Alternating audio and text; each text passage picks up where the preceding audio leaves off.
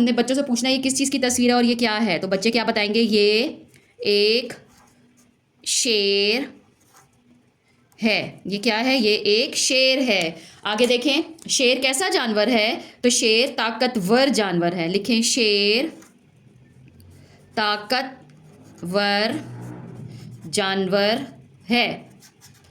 शेर कहाँ रहता है, शेर जंगल में रहता है। शेर जंगल में रहता है। आगे क्या आ जाएगा, शेर कैसे भागता है या दौड़ता है, शेर तेज दौड़ता है।